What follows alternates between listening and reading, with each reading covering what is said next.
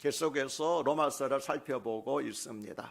한국 초대교회 시절에 유명한 김익도 목사님에게 이런 에피소드가 있습니다. 김익도 목사님은 청년 시절에 항해도 출신으로 아주 유명한 깡패였다는 것은 여러분 알고 계실 것입니다. 그런데 이분이 예수님을 믿고 가장 먼저 한 일이 하나가 자신의 부고장을 마을에 돌린 것이었다고 합니다. 김익도 사망 이렇게 써서 자기 마을에 부고장을 돌렸다고 합니다. 그래서 어느 날 보니까 그가 버젓이 마을을 돌아다니고 있었습니다. 달라진 것은 이전에는 주먹을 휘두르고 달렸는데 이제는 옆에다가 성경책을 끼고 전도하고 있었다는 것이 달라진 모습이었습니다. 그래서 김익도가 사기를 쳤다고 생각한 마을의 한 불량 청년이 지나가는 김익도 목사님에게 죽기는 뭘 주고 그러면서 물 바가지를 뒤집어 씌웠습니다. 그러자 김익도 목사님이 물을 들면서 김익도가 죽었으니 망정이지 만약 김익도가 살았다면 넌 벌써 요절났다라고 그렇게 말을 했다고 합니다. 옛사람 김익도가 죽음으로써 새사람 김익도가 살아났다고 하는 것입니다. 이것은 우리가 참으로 살기 위해서는 죽어야 한다라고 하는 복음의 역설, 그런 진리를 우리에게 가르쳐주고 있지요. 지난주에 살펴본 내용을 다시 한번 요약해 보겠습니다. 한 사람 아담으로 말미암아 죄가 세상에 들어왔고 그 한 사람의 죄로 말미암아 모든 사람이 사망에 이르게 되었습니다. 그러나 하나님께서는 죄인들에게 인자와 긍휼하심을 베푸셔서 둘째 아담이신 또 한 사람 예수 그리스도를 통하여서 죄인을 의롭게 해주셨고 영원한 생명에 이르도록 해주셨습니다. 그래서 어떠한 죄를 범했다 할지라도 비록 죽을 죄인이라 할지라도 그가 누구든지 죄인을 살리시기 위해 피를 흘려 희생제물에 되어주신 주 예수 그리스도를 믿기만 하면 하나님으로부터 의롭다 하심을 받을 수 있다고 하는 것입니다. 이것이 지난주에 살펴보았던 내용이었습니다.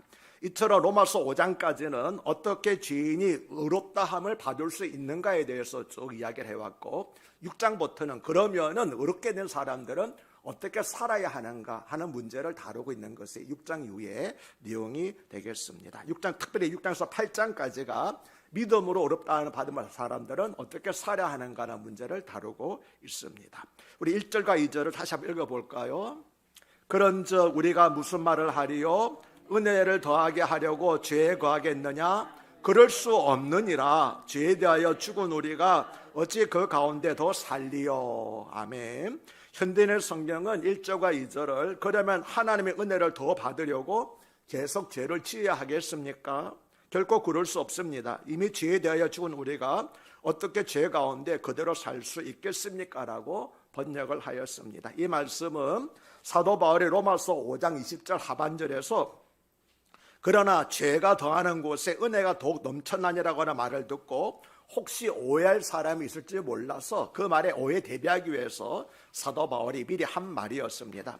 바울은 먼저 은혜를 더하게 하려고 죄에 거하겠느냐라고 물었습니다. 죽을 수밖에 없는 죄인이 죄사함을 받은 것은 참으로 놀라운 하나님의 은혜입니다. 그런데 그 하나님의 은혜를 누리기 위해서 죄에 거한다고 하는 것은 로마서 3장 8절에서 계변자들이 한 말이 있죠. 우리 불의가 하나님의 의를 드러나게 한다고 한 바울의 말을 꼬투리 삼아서 그러면 선을 이루기 위하여 악을 행하자라고 한 계변과 똑같은 선상이 있는 계변인 것입니다. 다시 말하면 이것은 하나님의 은혜를 만끽하기 위하여 죄사함 주시는 하나님의 은혜를 만끽하기 위하여서 죄를 짓자고 하는 계변인 것입니다. 사도 바울은 이에 대해서 결코 그럴 수 없다라고 단호하게 말했습니다. 바울은 죄사함의 은혜를 받은 사람에게 앞으로도 죄를 짓고 하나님께 용서를 구하면 언제든지 하나님께서 용서해 주신다는 생각을 하지 말라고 한 것입니다. 바울은 죄를 지어도 괜찮다, 하나님께서 용서해 주실 때니까, 어떤 죄라도 용서해 주실 때니까 라고 하는 그런 오만과 오리에 빠지지 않도록 죄에 대하여 이미 죽은 우리가 어찌 그 가운데 더 살겠느냐, 이미 죽었는데 어떻게 우리가 거기 가운데 살겠느냐라고 반문을 했습니다. 죄에 대해서 죽었다는 말은 죄로부터 분리되었다는 의미입니다. 그러므로 예수님의 보혈로 죄사함을 받은 사람들은 더 이상 죄 가운데 살아서는 안 된다는 겁니다. 왜 그렇습니까? 죄로부터 분리됐기 때문에, 떠나왔기 때문에 죄 가운데 살아서는 안 된다고 하는 것이지요. 예수님과 연합한 사람은 더 이상 죄의 노예가 되지 않습니다. 다시 말하면 죄의 지배를 받지를 않습니다. 예수님이 내 안에 거하시는데 어떻게 우리가 다시 죄의 노예가 될 수 있겠습니까? 만약 우리가 죄의 노예가 되기 위해서는 죄가 예수님과 싸워서 예수님 손에서 예수님 품에서 우리를 빼앗아와야 되는데 어떻게 죄가 예수님 품에서 우리를 빼앗아갈 수 있겠습니까? 그러나 예수님은 십자가의 죽음과 부활하심으로 말미암아 이미 죄와 사망의 권세를 이기셨습니다. 그러니 어떻게 죄가 우리를 다시 노예를 삼을 수 있겠습니까? 그런 일은 결코 일어나지 않습니다. 아멘이십니까? 하지만 예수님과 연합했다고 해서 성도가 전혀 죄를 짓지 않고 살아가는 것은 아닙니다. 다만 이것은 비록 성도가 다시 죄를 지을 수 있지만 예수님을 믿기 전처럼 죄 권세 아래, 죄 지배 아래 들어가지는 않는다. 얼마든지 죄를 물리칠 수 있다라고 하는 것을 강조하고 있는 것입니다. 그리스도인들은 더 이상 죄의 노예, 죄의 종이 아니기 때문입니다. 이 말은 예수님을 믿음으로써 죄인의 신분에서 의인의 신분이 된 사람이라면 과거의 죄인처럼 살아가는 것은 옳지 않다는 말이기도 합니다. 그것은 대한민국 국민은 이미 80년 전에 일본의 식민지 지배로부터 벗어났기 때문에 옛날처럼 일본의 식민지 지배 살던 것처럼 일본을 숭상하면서 그렇게 살아서는 아니 된다라는 말과 같은 이치인 것입니다. 3절은 무릇 그리스도 예수와 합하여 세례를 받은 우리는 그의 죽으심과 합하여 세례를 받은 줄을 알지 못하느냐고 말씀을 합니다. 여기서 예수님과 연합하는 것을 세례라고 말하고 있는데 여기서 말하는 세례는 물세례가 아니고 성령 세례입니다. 성령으로 세례를 받은 사람은 곧 예수님과 연합한 사람이 되기 때문에 죄의 권세 아래 놓일 수가 없습니다. 왜냐하면 앞에서 말씀드린 것처럼 이미 예수님께서는 죄와 사망의 권세를 이기셨기 때문입니다. 사람이 예수님의 죽으심과 합하여 세례받는다는 것은 예수님께서 죄인을 대속하여 죽으신 것처럼 예수님 안에 거하는 사람은 예수님과 함께 죄의 몸이 죽는다는 것입니다. 그러므로 세례는 죄로부터 분리되는 것을 의미합니다. 이렇듯 예수님과 연합한 사람, 곧 세례를 받은 사람은 죄에 대해서 죽은 사람이며 죄에 대해서 분리된 사람인 것입니다. 이번에는 4절과 5절을 읽겠습니다. 그러므로 우리가 그의 죽으심과 합하여 세례를 받음으로 그와 함께 장사되었나니 이는 아버지의 영광으로 말미암아 그리스도를 죽은 자 가운데서 살리심과 같이 우리로 또한 새 생명 가운데서 행하게 하려 하심이라. 만일 우리가 그의 죽으심과 같은 모양으로 연합한 자가 되었으면 또한 그의 부활과 같은 모양으로 연합한 자도 되리라. 아멘. 4절 말씀은 예수님과 연합하여 세례를 받은 사람은 예수님과 함께 제 몸이 죽고 또 예수님께서 죽음을 이기시고 부활하신 것처럼 새 사람으로 살아난다는 말씀입니다. 이 새 사람은 결코 죄의 지배를 받지 않습니다. 그리고 5절 말씀은 3절과 4절의 말씀을 다시 반복하여 확정한 말씀인데 그 안에 같은 모양이라는 표현이 나오고 있습니다. 이 말은 예수님과 연합한 사람은 예수님과 죽으심과 유사한 형태로, 다시 말하면 예수님의 무덤에 매장되신 것처럼 옛사람이 몸이 죽고 예수님의 부활하심과 유사한 형태로, 즉 예수님의 무덤에서 나오신 것처럼 새 사람으로 다시 살아난다는 뜻입니다. 여러분에게 여쭤보겠습니다. 예수님께서 무덤에 매장실 때 몸과 무덤에서 나오실 때 몸이 같은 몸입니까? 다른 몸입니까? 다른 몸입니다. 예수님께서 매장돼서 들어가실 때 몸은 우리와 같이 연약한 몸이잖아요. 창으로 찌르면 찔림을 받고 썩을 끓여 몸이겠지만 예수님께서 무대 나오실 때 몸은 창으로 찔러도 창이 부러지는 그런 영광스러운 몸으로 바뀐 줄로 믿습니다. 이처럼 죄가 세상 것들이 침범하지 못하는 그런 새 사람으로 우리가 태어났다는 거잖아요. 예수님 무덤에 매장되신 것처럼 우리 옛사람도 예수님과 함께 무덤에 매장되었고 이 같은 모양이라는 뜻입니다. 그리고 예수님께서 무덤에서 나오실 때에 영광스러운 몸, 새 사람으로 나오신 것처럼 우리도 더 이상 죄에 지배받지 않는 새 사람으로 태어났다라고 그렇게 말씀하고 있습니다. 4절 말미에는 우리로 또한 새 생명 가운데 행하려 하게라는 말씀이 나오는데 이 말씀은 새 사람이 해야 될 일을 알려주고 있습니다. 그것은 무엇입니까? 주님의 뜻대로 살아가는 일입니다. 주님의 뜻대로 살아가는 일들은 여러 가지로 말할 수 있겠지만 오늘 본문에서는 6절과 7절에서 이렇게 말씀하고 있습니다. 6절과 7절을 읽겠습니다. 우리가 알거니와 우리의 옛사람이 예수와 함께 십자가에 못 박힌 것은 죄의 몸에 죽어 다시는 우리가 죄에게 종노릇하지 아니하려니니 이는 죽은 자가 죄에서 벗어나 의롭다 하심을 얻었음이라. 아멘. 여기서 우리는 사도 바울을 포함하여서 로마 교회 성도님들 그리고 우리까지 포함하여서 우리라고 한 것입니다.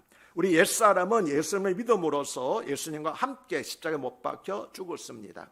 이렇게 주님께서 우리 옛사람을 죽게 하신 이유가 있는데 그것은 더 이상 죄 지배에 더 이상 죄에게 얽매여서 종로로 하지 말라는 것이 우리를 새 사람이 되게 하신 목적이었습니다.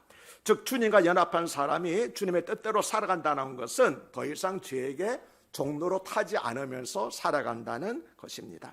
7절은 이렇게 살아갈 이유를 알려주고 있는데 마땅히 추구할 우리가 죄의 권세에서 벗어나서 의롭다함을 받았기 때문이라고 하는 것입니다. 성도인 우리는 이제 더 이상 옛사람이 죄인이 아니고 새 사람은 의인이기 때문에 의인답게 살아야 한다고 말씀하고 있는 것입니다. 옛날에 우리가 일본에 식민지 있을 때는 일본 사람들처럼 살아야 됐지만 이제는 우리 대한민국 국민이기 때문에 대한민국 국민답게 살아야 되는 것처럼 옛날에 제종이 되었을 때는 우리가 제인처럼 살았지만 이제는 새 사람 의인이 됐기 때문에 의인답게 살아야 된다. 그렇게 말씀하고 있지요. 사도 바울은 이 사실을 반복적으로 강조하고 있는데 8절에서 11절이 바로 그 반복적으로 강조한 내용입니다. 다시 읽겠습니다. 만일 우리가 그리스도와 함께 죽었으면 또한 그와 함께 살 줄을 믿노니 이는 그리스도께서 죽은 자 가운데서 살아나셨음에 다시 죽지 아니하시고 사망이 다시 그를 주장하지 못할 줄을 알미로라. 그가 죽으심은 죄에 대하여 단번에 죽으심이요 그가 살아계심은 하나님께 대하여 살아계시님이 이와 같이 너희도 자신을 죄에 대하여는 죽은 자요 그리스도 예수 안에 하나님께 대하여는 살아있는 자로 여길지어다. 아멘. 여기서 주목할 단어는 10절에 나오는 단번에라고 하는 단어입니다. 예수님께서는 단번에 죽으셨습니다. 단번에 죽으심이라는 표현은 두 가지 의미를 가지고 있는데 첫째는 한 번 죽으셨다. 두 번이 아니라 한 번 죽으셨다는 의미이고 또 한 번은 완벽한 희생제물로 죽으셨기 때문에 더 이상 희생제물이 필요 없다고 하는 것입니다. 여러분 기독교의 십자가와 천주교의 십자가가 다른 점 아시죠? 뭐가 다릅니까? 기독교의 십자가는 예수님이 십자가에 달려 있습니까? 없습니까? 달려 있습니까? 기독교 십자가. 기독교의 십자가는 없잖아요. 왜 그렇습니까? 우리는 부활하신 주님을 경배하는 거기 때문에. 근데 천주교의 십자가는 달려 있어요. 왜냐하면 미사 때마다 십자가 달리신 예수님이 죽으셔야 되기 때문에. 그래서 미사는 예배가 아니라 제사입니다. 천주교에서 드리는 미사는 일종의 제사거든요. 그러니까 십자가 달리신 예수님을 계속 죽이는 거예요. 그런데 오늘 말씀 뭐라고 그럽니까? 단번에 죽으셨다는 거예요. 두 번 죽지 않으신다는 거예요. 오직 한 번 죽으셨다는 거예요. 왜 그렇습니까? 우리의 제사를 완벽하게 우리 죄를 완벽하게 사해 주시는 희생자를 치르셨기 때문에 또다시 제사를 필요가 없다는 거지요. 이 사실에 대해서 보다 자세히 설명한 말씀이 바로 히브리서 10장 10절과 12절인데 읽어드리겠습니다. 이 뜻을 따라 예수 그리스도의 몸을 단번에 들이심으로, 여기도 단번에란 말이 나오잖아요. 우리가 들이심으로 말미암아 우리가 거룩함을 얻었노라. 제사장마다 매일 서서 섬기며 자주 같은 제사를 드리되 이 제사는 언제나 죄를 없게 하지 못하거니와 오직 그리스도는 죄를 위하여 한 영원한 제사를 드리시고 하나님의 우편에 앉으셨느니라. 아멘. 구약시대의 제사장들의 제사와 예수님의 제사 차이점이 뭡니까? 그들은 항상 서서 제사를 드렸습니다. 왜 그렇습니까? 계속 제사를 드려야 되기 때문에, 죄를 지을 때마다 제사를 드려야 되기 때문에 제사장들은 계속 서서 있어야 돼요. 그래서 성소 안에는 뭐가 없습니까? 의자가 없습니다. 그들 앉아 쉴 수가 없는 거예요. 계속 서서 제사를 드렸다 말씀하고 있잖아요. 그럼에도 불구하고 죄를 없애지 못한다고 그랬습니까? 없애지 못했지만 예수님께서 뭐라고 그럽니까? 단번에 영원한 제사를 드리시고 앉으셨느니라. 앉았다는 무슨 뜻입니까? 이를 끝냈다는 거예요. 그래서 예수님은 두 번 죽으신 건 아닙니다. 한 번에 영원한 제사를 지내시기 이해가 되시는 거죠. 예. 지난주에 살펴본 스가랴서 3장 9절을 보면 내가 이 땅의 죄악을 하루에 제거하리라고 하신 하나님의 말씀이 나오는데 이 말씀 역시 예수님께서 단번에 드린, 단 하루에 내가 사해 주겠다는 것은 단번에 드린 십자가의 제사를 가리켜 말한 것이었습니다. 히브리서 10장 17과 18절에 또 그들의 죄와 그들의 불법을 내가 다시 기억하지 아니하리라 하셨으니 이것들을 사하셨은즉 다시 죄를 위하여 제사 드릴 것이 없느니라는 말씀도 이 사실을 증언한 것입니다. 예수님께서 단번에 죽으심은 모든 죄인에 대하여 죽으신 것을 의미합니다. 모든 죄인은 누굴까요? 과거에 살았던 사람, 현재 사는 사람, 미래에 살 사람들, 모든 사람들의 죄를 예수님께서 다 단번에 위해서 죽으셨다는 겁니다.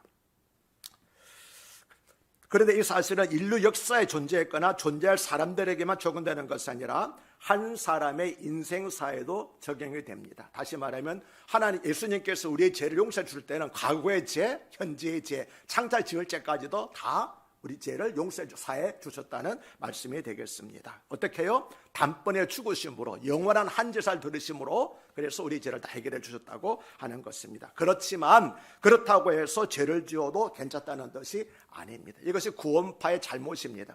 구원파들은요 이미 예수님께서 영원히 우리의 죄를 미래 죄까지도 다 해주셨기 때문에 성도들 그리스도인들이 짓는 죄는 죄가 아니라고 말해요. 왜 그렇습니까? 예수님께서 다 죄를 사해 주셨기 때문에 죄가 아니라고 말하고 있지만 그거는 잘못된 말씀이잖아요. 만약 이 말씀이라고 그러게 되면 요한일서 1장 8절 뭐라고 그럽니까? 만약 우리가 죄 없다고 하면은 하나님을 거짓말하는 자로 만들 것이며 만약 우리가 우리 죄를 자백하면 하나님을 이쁘시고 우로서 우리 죄를 사하시며 모든 불의로부터 우리를 깨끗게 하신다고 말씀을 해 주셨습니다. 그렇잖아요. 분명히 하나님께서는 우리가 죄사를 받았음에도 불구하고 우리 죄가 있고 그리고 죄를 고백해야 된다고 회개해야 된다고 말씀하지 않으셨습니까? 그래서 단번에 해결해 줬다고 하는 말씀은 우리가 예수 그리스도를 다시 죄를 지을 때마다 회개하면 용서받는다는 뜻이지 우리는 이미 용서받기 때문에 우리가 하는 모든 일들은 어떤 일을 할지라도 죄가 아니다는 말은 아니라는 것을 여러분 꼭 기억하시기를 바랍니다. 그래서 사도 바울은 사람들이 이런 어리석은 생각에 잡힐 것을 염려해서 오늘 보면 1절과 2절에서 그런즉 우리가 무슨 말을 하리요 은혜를 더하게 하려고 죄에 거하겠느냐 그럴 수 없느니라 죄에 대하여 죽은 우리가 어찌 그 가운데 살겠느냐고 말한 것이었습니다.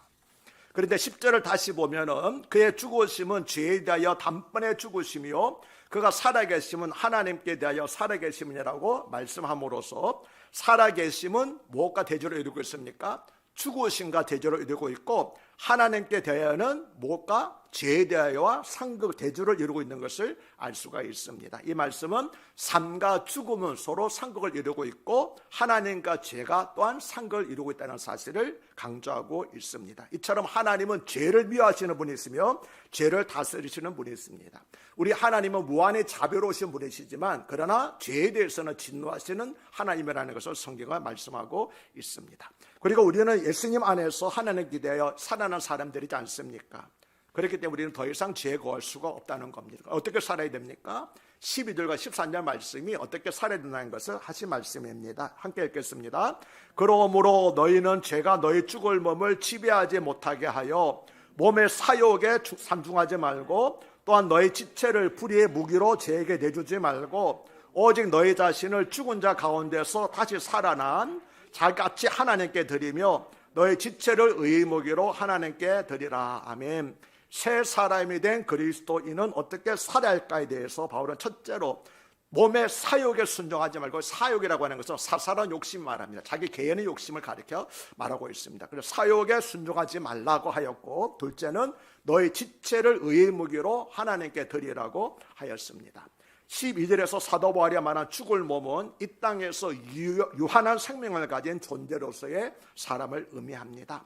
성도가 예수님 안에서 제 몸에 죽고 의 몸으로 살아갈더라도 유한한 이 땅에서 우리 인간의 몸은 결코 죽을 몸을 가리키고 있습니다. 그러므로 이 몸이 어차피 썩어 없어질 이 몸이 더 이상 지배당하지 않도록 몸의 정욕대로 사욕대로 살아가지 말 것을 말씀하고 있는 것입니다. 그리고 13절의 지체는 문자 그대로 눈, 코, 귀, 입, 손과 발 등을 가리킵니다. 그러므로 이 지체를 죄에게 내어준다는 것은 눈으로 보암직한 것에 마음이 빼앗기고 코와 귀로 탐욕을 자극받고 입으로 범죄하고 손과 발로 악행을 행하는 것을 말합니다. 예수님과 연합한 사람은 이렇게 몸의 정욕대로 살아서는 안 되는 것입니다. 더 나아가서 우리의 지체를 의의 무기로 하나님께 드리라고 말씀하고 있습니다. 이것은 우리의 눈으로는 선한 것을 보고 우리의 귀로는 선한 것을 듣고 우리 입으로는 선한 것을 먹고 말해야 한다는 것입니다. 그 가운데서도 가장 선한 일은 무엇일까요? 하나님의 말씀을 보고 듣고 그 말씀을 선한 양식으로 먹고 말하는 것입니다. 그리고 우리의 손과 발이 주님의 손과 발이 되어서 선한 일을 행하는 것입니다. 이것이 바로 우리의 지체를 의의 무기로 하나님께 드리는 일입니다.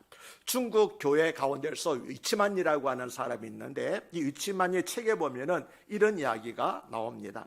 예수 믿은 지 얼마 안 되는 형제가 있었습니다. 그는 기차 여행을 하게 되었는데 세 사람이 한 그룹이 된 이들과 한 의자에 앉아서 가게 되었다고 합니다. 긴 여행이어서 무료함을 달래기 위해서 옆에 앉은 사람들이 카드놀이 게임을 제안했다고 합니다. 4명이 해야 하는 게임이기 때문에 그리스도인 형제에게도 같이 합석을 제안했습니다. 그런데 그가 정중하게 사양하겠다고 하니까 카드놀이 할 줄 모릅니까? 라고 물었다고 하지요. 그래서 할 수 없이 할 줄은 압니다. 그랬더니 그중 한 사람이 그럼 손 가지고 있다가 무엇을 하게요? 라고 책망하듯이 반문했다고 합니다. 이때 이 형제가 이렇게 대답을 했다고 합니다. 어떻게 대답했을까요? 그런데 이 손이 제 손이 아니거든요. 달리 할 일이 있기 때문에 저는 카드놀이를 할 수가 없습니다라고 대답을 했답니다. 아니 그것이 무슨 말입니까? 라고 묻는 그에게 자기가 최근에 예수 믿게 된 신앙 간증을 한 후에 이제는 그의 몸이 주의 몸이 되었고 그의 손이 주의 손이 되었기 때문에 아무래도 주의 손으로 카드놀이를 하는 것은 합당하지 않겠다고 생각이 들어서 나는 카드놀이를 하지 않겠다고 그렇게 대답을 했다는 이야기가 전해지고 있습니다. 이 형제의 대답은 여러 가지를 우리에게 시사하고 있습니다. 거룩함은 무엇을 하지 않는 것이 아니라 소극적으로 무엇을 하지 않는 것이 아니라 적극적으로 무엇을 해야 된다는 것을 의미하고 있습니다. 다시 말하면 우리는 소극적으로는 자신의 지체로 죄를 짓지 말아야 하지만 더 중요한 것은 적극적으로 자신의 지체로 하나님께 기뻐하신 일을 하는 것입니다. 이 손이 주님의 손이 되었기 때문에 나는 카드놀이를 하지 않는 것뿐만 아니라 이 손으로 더 거룩한 일을 해야 될 사명이 있습니다라고 말했다고 하는 것이지요. 바울은 로마서 12장 1절과 2절에서 그러므로 형제들아 내가 하나님의 모든 자비하심으로 너희를 권하노니 너희 몸을 하나님의 기뻐하시는 거룩한 산 제물로 드리라. 이는 너희가 드릴 영적 예배니라. 너는 이 세대를 본받지 말고 오직 마음을 새롭게 함으로 변화를 받아 하나님의 선하시고 기뻐하시고 온전하신 뜻이 무엇인지 분별하도록 하라고 말씀하였지요. 예수님께서도 마태복음 5장 16절에서 이와 같이 너희 빛이 사람 앞에 비치게 하여 그들로 너희 착한 행실을 보고 하늘에 계신 너희 아버지께 영광을 돌리게 하라고 말씀을 하셨습니다. 바쁜 꿀벌은 슬퍼할 틈이 없다라고 하는 말이 있습니다. 그러므로 소극적으로 죄를 짓지 않으려고만 하지 말고 적극적으로 거룩한 일에 자신을 들여서 열중해 보시기를 바랍니다. 자신의 시간과 존재를 하나님의 일에 들여보시기 바랍니다. 죄를 지을 여유가 없으실 것입니다. 그리고 하나님의 기뻐하시는 일에서 삶의 진정한 기쁨을 느껴보시기 바랍니다. 자신을 희생하며 이웃을 섬겨보십시오. 그때 우리는 세상에 결코 줄 수 없는 인생의 기쁨과 참된 행복과 만족을 누리게 될 것입니다. 그것이 바로 우리 주님께서 저와 여러분을 위해서 죽으시고 다시 사신 이유라는 겁니다. 제 몸이 죽고 의의 몸으로 의의 병기로 하나님께 드리도록 하는 것이시죠. 마지막 14절은 제가 너희를 주장하지 못하리니 이는 너희가 법 아래 있지 아니하고 은혜 아래 있음이라고 말씀을 합니다. 제가 성도를 주장하지 못하는 이유는 우리가 율법 아래 있지 아니하고 하나님의 은혜 아래 있기 때문이라고 하는 것입니다. 하나님의 은혜 없이는 우리는 사람다운 삶을 살아가지 못합니다. 죄 지배를 받는 사람이 어떻게 하나님의 지음을 받은 사람답게 살아갈 수 어떻게 하나님의 지음을 받은 사람처럼 살아갈 수 있겠습니까? 그래서 지배받는 사람들은 죄를 지을 수밖에 없지만 우리는 하나님의 새롭게 지음받은 사람이기 때문에 하나님 죄 지배를 받지 않고 하나님의 뜻대로 옳게 거룩하게 살아갈 수 있는 것입니다. 몸의 정욕대로 살아가지 않고 몸을 의의 병기로 하나님께 드리려면은 항상 자신이 예수님과 연합한 존재이며 이미 죄의 몸이 죽었고 의의 몸이 살아난 존재임을 잊지 말아야 합니다. 제가 여러분에게 하는 말이 맞는 말인지 틀린 말인지 한번 판단해 보십시오. 내가 아직 죄에 대하여 죽지 않았기 때문에 죄를 짓습니다. 제가 금방 한 말, 내가 아직 죽지 않았기 때문에 내가 죄를 짓고 있습니다 하는 이 말은 맞는 말입니까? 틀린 말입니까? 맞는 말입니까? 오늘 우리가 공부한 내용은 무엇입니까? 이미 죽었다는 거잖아요. 우리는 이미 죄에 대해서 죽은 사람이기 때문에 아직 죽지 않았기 때문에 하는 말은 안 됩니다. 그건 핑계입니다. 이미 우리는 죽었습니다. 죄에 대해서 죽었습니다. 그래서 뭐라고 그럽니까? 너희는 이미 죄에 대해서는 죽은 자로 여길지어다라고 말하는 거예요. 너희는 이미 죄에 대해서 죽었다는 사실을 확인하라고 하는 것입니다. 그래서 사도 바울은 11절에서 이와 같이 너희도 너희 자신을 죄에 대하여는 죽은 자요 그리스도 예수 안에서 하나님께 대하여 살아있는 자로 여길지어다라고 말했습니다. 여기서 여긴다는 말은 본래 회개학에서 사용하는 말로서 그렇게 계산한다는 뜻입니다. 그런데 계산은 어떻게 됩니까? 사실에 근거해서 정확하게 해야 하지 않습니까? 따라서 여길지하라는 말은 사실을 사실대로 인지하라는 것입니다. 다시 말하면 우리가 죄에 대해서 죽었다는 사실을 항상 기억하라는 겁니다. 죄 유혹이 올 때마다 나는 죄에 대해서 죽었다는 사실을 본인에게 계속해서 확인시키라는 거죠. 그러면 죄에 대해서 죄를 우리가 이길 수 있다는 겁니다. 그런데 아직 죄에 대해서 죽지 않았기 때문에 죄를 짓는다는 것은 자기 핑계를 삼는다는 거잖아요. 그게 아니라는 거예요. 우리는 이미 예수 그리스도로 말미암아 죄의 몸은 죽은 줄로 믿습니다. 그리고 예수님이 부활과 합하여 연합하여 그 모습대로 살아난 줄로 믿습니다. 옛사람이 아닙니다. 죄인이 옛사람이 아닙니다. 의인이 새 사람으로 살아난 줄로 여러분 믿으시길 바랍니다. 그래서 뭐라고 합니까? 죄에 대해서는 죽은 자요 하나님께 대해서는 살아난 자로 여길지어다. 그러니까 확신하고 항상 인정하고 인식하고 살아가라고 말씀하고 있는 겁니다. 그럼 여러분 다시는 앞으로는 내가 아직 죽지 않았기 때문에 죄를 짓습니다라고 그렇게 핑계대지 마시고 나는 이미 죄에 대해서 죽은 삶이라는 사실을 기억하시고 죄 유혹이 올 때마다 죄야 물러가라 나는 이미 죽었다라고 그렇게 선포하시는 저와 여러분이 해줄 수 있기를 바랍니다. 이것은 다르게 말하면은 하나님의 손이 예수님 안에서 나를 새롭게 만들고 세우셨음을 늘 인식하는 것입니다. 이를 인식하며 한없이 인자하시고 긍휼이 풍성한 하나님을 더 알기 위하여 하나님의 말씀을 늘상 사모하고 배워가시는 저와 여러분 되시기를 주 이름으로 축복합니다. 기도하겠습니다. 하나님 아버지, 죄로 죽을 수밖에 없었던 저희를 어렵게 하시기 위해서 예수님을 죄에 대하여 단번에 죽게 하시고 희생제물에 되어 보혈을 내신 예수님과 연합하도록 은총을 베풀어 주셔서 감사드립니다. 저희가 주님과 연합함으로써 죄의 몸 이미 죽고 의의 몸으로 살아났음을 잊지 않게 하여 주시옵소서. 그래 더 이상 죄가 저희를 지배하지 못하도록 몸의 정욕대로 살아가지 않게 하여 주시고 우리 몸을 하나님께 의의 무기로 드림으로써 하나님의 구원을 이루어드리는 귀한 도구가 되게 하여 주시옵소서. 하나님의 손으로 예수님에서 새로 지음을 받은 새로운 존재임을 잊지 않게 하여 주시고 그 믿음으로 오늘 하루도 승리하며 살아가게 하여 주시옵소서. 우리 주 예수 그리스도를 받들어 간곡히 기도드리옵나이다. 아멘.